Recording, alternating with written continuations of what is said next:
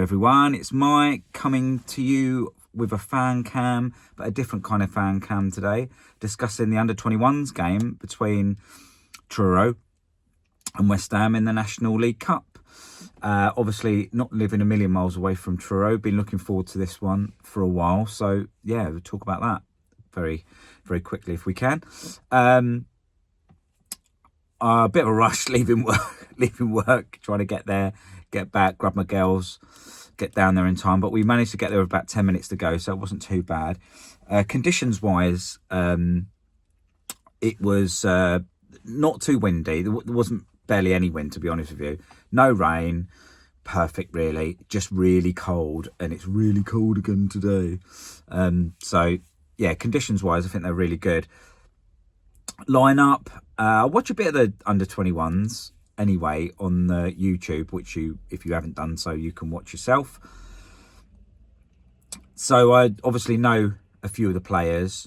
There was a few I hadn't seen before, but the lineup wise, they used different keepers quite a bit, and Heggie was in goal last night. I mean, it was a strong lineup yesterday, which was good to see, because you want to see some of the youngsters you don't get to see very often.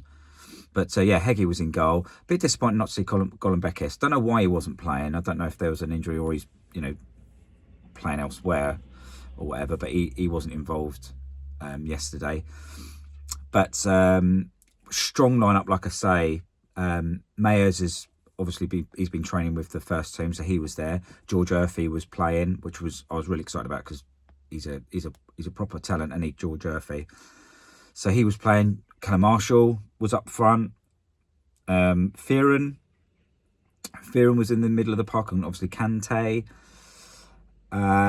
Clayton on the left. Was he on the left? I think so, yeah. Yeah, Clayton was there. Who else? Yeah, so, well, I can't remember everybody, if I'm honest. It's difficult, isn't it? Because you watch the first team all the time. You know everyone. Without even thinking about it, but the under-21s, I do know them, but it's difficult to pick them out sometimes. But I was convinced Ajala was Fearon. He wasn't, obviously. Fearon's changed his haircut. He looked completely different, and I was like, that isn't Fearon? Have they got that wrong on the team sheet? But it was, obviously. So yeah, he's changed his haircut dramatically. I think you should put it back, mate. It was good. That was a good do, that was.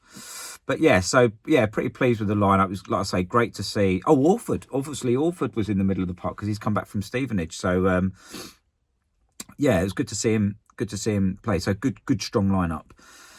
Truro, if you don't know, they got promoted to National League last year, which is obviously why they're in this competition.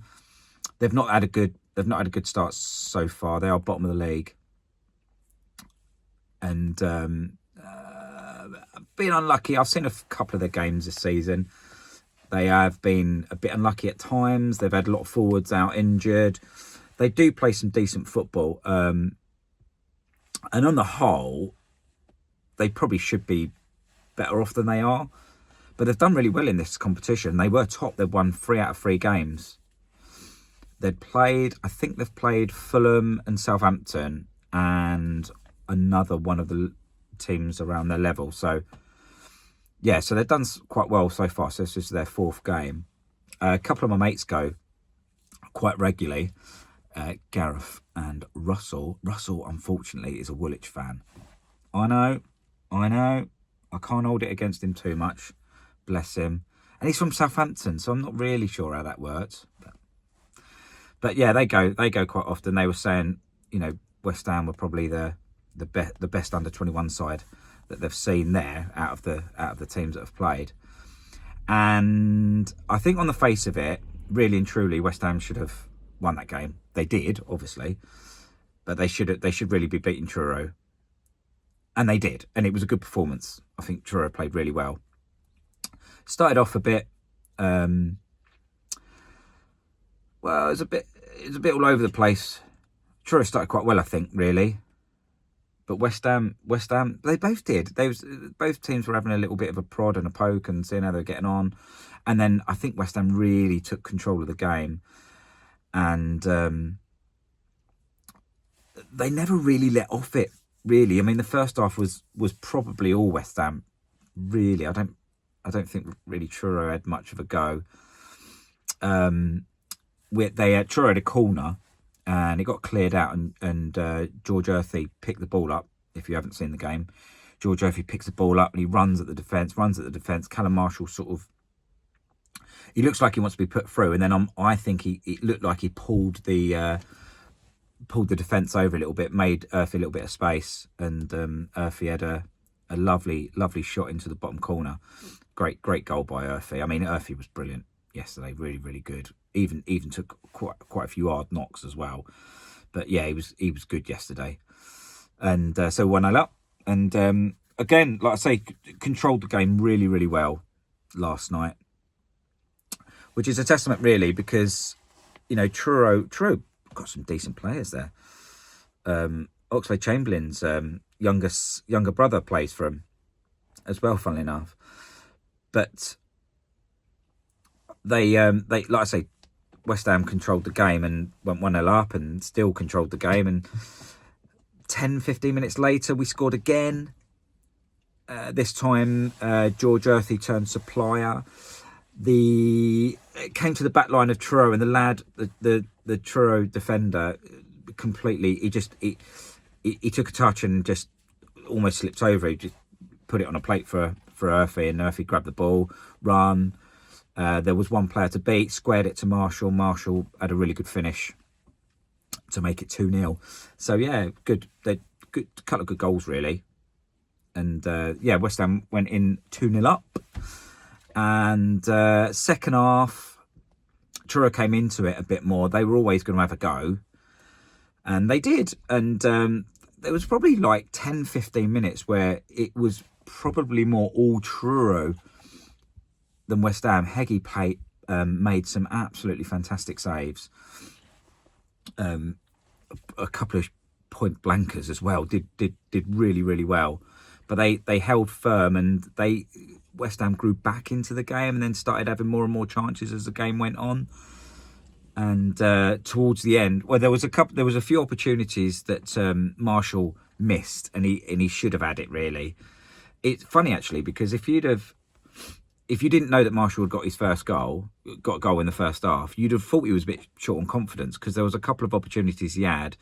If he'd have just shot a little bit quicker, I think he would have had more of a... He was like giving the defenders a little bit too much time to get back and make a block. But, putting a really good shift anyway. But, towards the end, ball came over. We made a good run down the left-hand side. I can't remember. I think it was a Jala who'd come on in the second half. I think he had a shot and it kind of ricocheted out. And Kante, who just sort of buried it really, but it took a deflection. But yeah, good. If you've seen Kante score any goals for the under-21s, it was classic Kante. And good goal really to finish it off 3-0. And a good. It was a good performance from them. I thought they played. It was really good to see them in the flesh. You always see things in the flesh that you don't see on TV, and you always see things on TV that you don't see in the flesh. So it's good to get more of an all-round sort of feeling about how they're doing. And they look a decent side. They do look a bit decent side. Some of the lads are big. I mean, Kante's a monster, really. He should be playing proper men's football. I think he's almost too good for the under-21s, I think. To be fair, all of them look decent. I'm probably going to slaughter a couple of names in a minute, but I really liked Briggs. Is it Brig? The lad at the back. Number 5. He was really good. I was really impressed with him. I thought he was decent, look solid, good turn of pace on him as well. All the defenders like to play the ball out from the back. I mean, that's the coaching there, isn't it? From the academy. But yeah, really good passes of the ball from out the back, all over the park, really, to be fair. But yeah, Briggs, he was good. I really liked his performance yesterday. Mayers was good. There was a lad playing next to him, I think his number Oabede. Thought I was going to slaughter his name. I thought he was good as well. Clayton had some really good long passes. I thought he was a little bit more quiet than some of the other lads. But no one played badly at all. Everyone was really good. Orford's a strange one, really, because yeah, he doesn't seem to. He quietly goes about his business, really. You don't seem to notice him so much, but I watched a little bit of it back when I got back, and he did. He played way more balls than I thought he did. I guess it depends where you sit in the stadium, I suppose. But yeah, they all play well. Like I say, Fearon was. I didn't think he had as much of the players I would have expected him to, and he looks really skinny, really skinny. I think he needs to maybe get on the protein packs, maybe get in the gym a bit more. Pardon me, but you know, he's a good player for sure. Earthy was brilliant. Earthy's such a good player. I mean, he should be with the first team, really. He just glides around across the pitch. He's such a good player. Really, really want to see Earthy push on a little bit more, I think. I'd really like to see that. And Kante, like I say, Kante is a monster. What I really liked about Kante is he shows for the ball all the time. And they all do, to be fair. None of them are afraid to have the ball. Good coach. You can see they've been well coached, you know, through the academy, as you would expect. But they all look decent players. Kante, he's not afraid. He just takes the ball. I don't know how he didn't get a game for Paris last year. Or he didn't get much time anyway. He's always showing for the ball. Will take the ball. Wants the ball in any situation. Will take sometimes a couple of risky passes, because that maybe that's the only thing that might see him come a cropper higher up the leagues. Is he'll make a risky pass, and you think, oh, I don't know if I'd make that pass. But I suppose you've got to see him do that, because it might be a case of actually he continues to make those passes. They're risky, because the best players do, don't they? They can take the ball in tight situations and they can do stuff with it, and they can play balls that other people can't do. Don't know. Being really interesting to see him move up some levels to see what he really can do, because he does look a really good player. Yeah, so Kante was really good last night. Marshall putting a good shift. Like I said earlier, if you didn't see him score, if you didn't know he had scored one of the first goals, the second goal, you'd have thought he was low on confidence a little bit. I think he should have shot a little bit earlier, but maybe he needs. I think some of these players do need a low. I think the trouble is with a couple of them is that they're too good for the under-21s. They are, but not necessarily are they. They're not necessarily ready for the first team, but they need to be playing more regular football to get that. I mean, Callum Marshall had it last year, didn't he? But should he be out on loan again or not? Don't know. But yeah, good showing. And then subs came on, and they all made a bit of a positive impact. But I do think there's a Jala aside, who's done really well for the under-21s. There was a bit of a drop off, I think, in levels of players, I think, perhaps. But it sounds like I'm being mean. I don't mean it like that. What I'm trying to get at, I think, when you look at the Kantes, Kante, Orford, obviously Earthy, Marshall, they're really good players. Really good players. After the game, some of the lads were signing some stuff as well, which was really nice to see.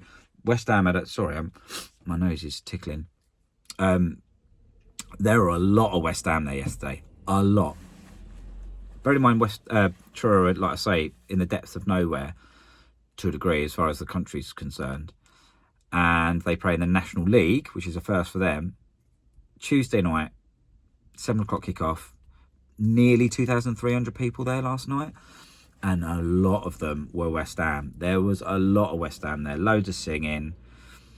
Really, really good. There's the Cornish Hammers were there. Braggy and Tony and all the rest of them.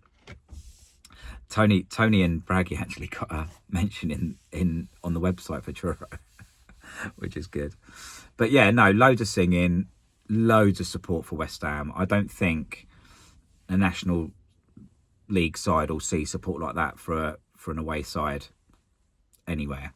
And we done ourselves proud. There was a lot of singing, and it was great to see. I mean, there was claret and blue scarves all over the all over the little stadium. It was really good. It's a nice little setup at Truro, really, to be honest. But yeah, no, great evening. Really enjoyed it. I don't know if anyone has had the chance to see it, but it's a good game.